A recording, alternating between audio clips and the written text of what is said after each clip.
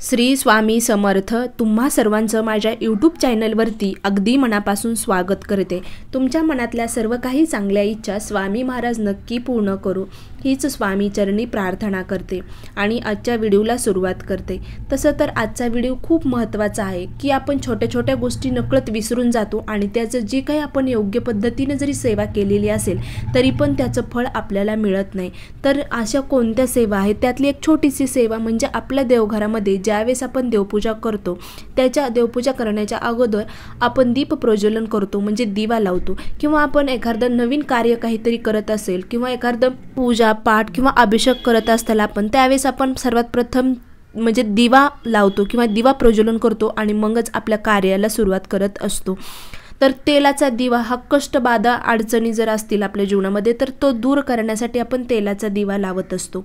आणि तुपाचा दिवा हा धन संपत्ती सुख समृद्धी त्याचबरोबर आपल्या मनात काही इच्छा असते म्हणजेच इच्छापूर्तीसाठी सुद्धा आपण तुपाचा दिवा लावत असतो.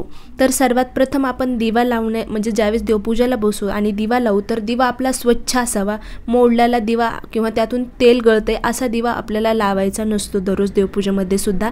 तर सर्वात प्रथम आपला दिवा स्वच्छ करून आणि नवीन वात दररोजच्या दररोज आपल्याला नवीन वात म्हणजे त्या दिव्यामध्ये लावायची असते. जुनी वात जळालेली वात अजिबातही दुसऱ्या दिवशी ती लावायची नसते. तर दिवा स्वच्छ करून वात दुसरी घ्यायची. जर तुमच्याकडे एकच दिवा असेल तर तुम्ही दररोज तो दिवा स्वच्छ धुवून घ्या. जर तुमच्याकडे दोन असेल तर आज हा लावला तर उद्या तो लावायचा, असं जरी केलं तरी तुम्ही चालतंय. पण तुमच्याकडे एकच दिवा असेल तर तुम्ही तो स्वच्छ करून नवीन दुसरी वात त्याच्यामध्ये घालायची आहे आणि मगच तेल टाकून प्रज्वलित करायचा आहे. आता तुम्हाला तर माहिती आहे की आपलं देवघर हे ईशान्य कोपऱ्यातच असायला हवं.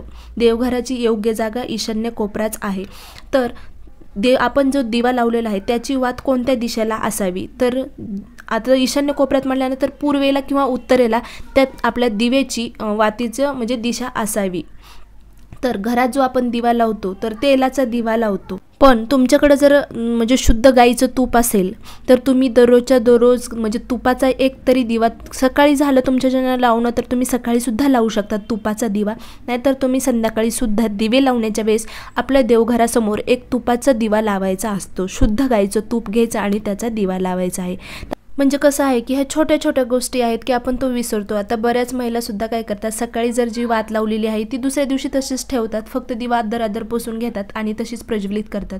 तर खरं तर एक वातसुद्धा लावायची नसते. कधीही घेताना दोन वाती एकत्र करायच्या आणि मगच दिवाला त्या लावायच्या वाती.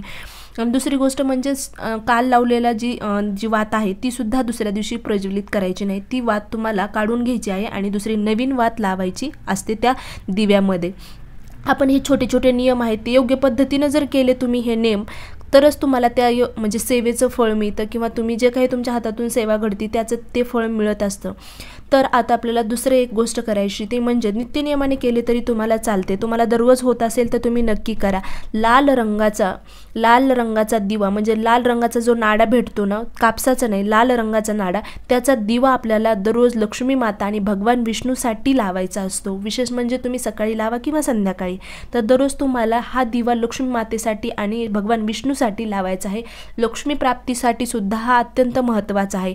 तर त्या दिव्यामध्ये तुम्ही तेल टाकलं, तिळाचं तेल टाकू शकता. तिळाचं तेल टाकलं तर तुम्हाला थोडीशी हळद आणि कुंकू त्या दिव्यामध्ये टाकायचं आहे आणि हा दिवा भगवान विष्णू आणि लक्ष्मी माता समोर प्रज्वलित करायचा आहे. तर हा दिवा प्रज्वलित झाल्यानंतर तुम्ही दररोज सुद्धा नित्य नियमाने तुम्हाला जर होत असेल तुम्ही लाल रंगाचा नाडा आणा आणि दररोज दिवा म्हणजे आपल्या लक्ष्मी मातेसमोर आणि भगवान विष्णूच्या फोटोसमोर तुम्हाला हे दिवा लावायचा आहे.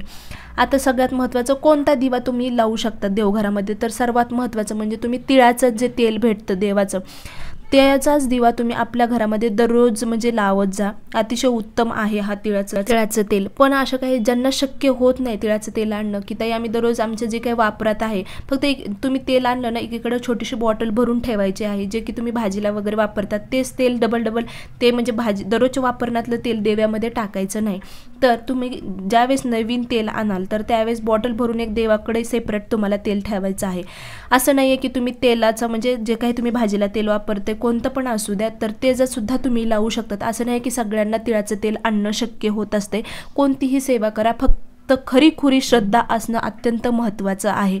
पण ज्यांना शक्य होते त्यांनी तिळाच्या तेलाचा वापर दररोजच्या दिव्यामध्ये नक्की करत जा आणि त्याबरोबरच तुपाचा दिवासुद्धा तुम्ही लावायला विसरत जाऊ नका. कारण तुपाचा दिवा तुम्हाला म्हणलं ना धन संपत्ती आणि सुख, घरामध्ये सुख, ऐश्वर्य, संपत्ती देणारा दिवा आहे. तर या प्रकारचा आजचा व्हिडिओ होता. तुम्हाला आवडला असेल तर नक्की लाईक करा, शेअर करा आणि सबस्क्राईब करायला मात्र विसरू नका. अतिशय छोटेसे नियम आहेत आणि ते पाळणं सुद्धा अत्यंत महत्त्वाचे असतात, तरच आपल्याला फळ मिळत असतं. तर श्री स्वामी समर्थ. जय जय स्वामी समर्थ. अवधूत चिंतन. श्री गुरुदेव दत्त.